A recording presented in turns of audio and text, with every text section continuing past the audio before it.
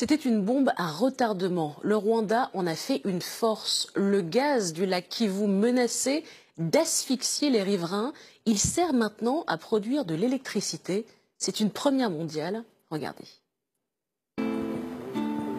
À l'ouest du Rwanda, le long du lac Kivu, la commune de Kibuye. Depuis le mois de février, la vie de ses habitants a été bouleversée. Ce petit village rural vient d'être raccordé à l'électricité.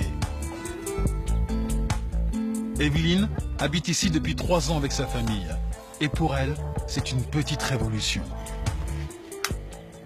Pour la première fois de sa vie, elle peut éclairer la pièce principale de sa maison. La vie a beaucoup changé pour moi. Maintenant qu'il y a l'éclairage la nuit, je peux faire des choses à la maison grâce à la lumière. Travailler, lire. Surtout, l'électricité lui permet d'avoir accès à l'eau potable, grâce à cette bouilloire. Tous les matins, elle purifie l'eau d'un simple geste. Une chance réservée encore à une minorité dans le pays. Aujourd'hui, seul un quart de la population a accès à l'électricité. Derrière ce bouleversement, une innovation unique au monde. Kivu Watt, la première centrale électrique qui fonctionne grâce à un gaz pompé dans un lac à 300 mètres de profondeur.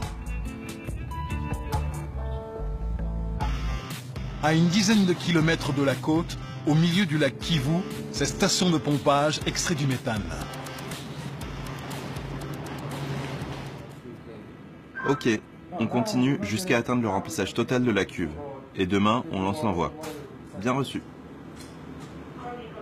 Cette barge est en activité depuis 10 mois. Nous extrayons l'eau avec le gaz, nous séparons le gaz, nous renvoyons l'eau dans le lac et ensuite nous traitons le gaz. Il est nettoyé, compressé et purifié. L'usine est située à l'ouest du pays. Autour de ce lac que se partagent le Rwanda et la RDC. Dans l'eau, 4 énormes tubes aspirent le liquide chargé de gaz jusqu'à la plateforme. Le méthane est ensuite séparé des molécules d'eau et de dioxyde de carbone. Le reste est rejeté dans le lac. Le lac Kivu fait partie des 3 lacs sur la planète qui contiennent le plus de méthane. Selon les estimations des scientifiques, il en renfermerait 60 milliards de mètres cubes. De quoi produire de l'électricité pendant au minimum 30 ans.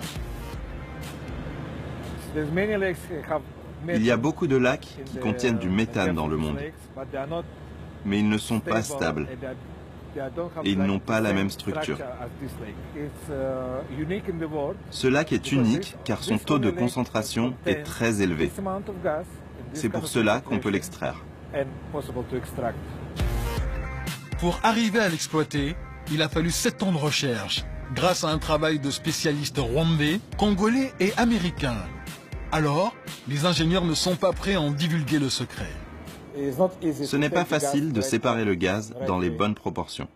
Il faut trouver la bonne méthode pour le purifier correctement et maîtriser ce que l'on rejette dans le lac. Tout ça est très technique. Pour en savoir plus, si vous avez un demi-million de dollars, c'est peut-être négociable. Une fois traité, c'est sur la terre ferme que le gaz méthane est transformé en énergie, dans une centrale électrique. C'est une entreprise américaine qui a été sélectionnée par le gouvernement pour intervenir autour du lac. Coût total du projet, 117 milliards de francs CFA, issus de capitaux privés, mais aussi d'institutions internationales, comme la Banque africaine de développement. Bonjour. Quels sont les chiffres aujourd'hui? Tout va bien? La pression du gaz en sortie, c'est OK? Les chiffres sont bons. OK, parfait. La société contrôle la chaîne de production de A à Z.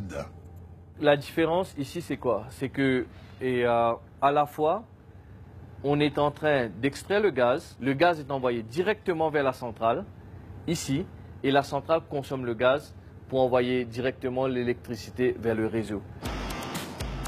Une usine tout en un.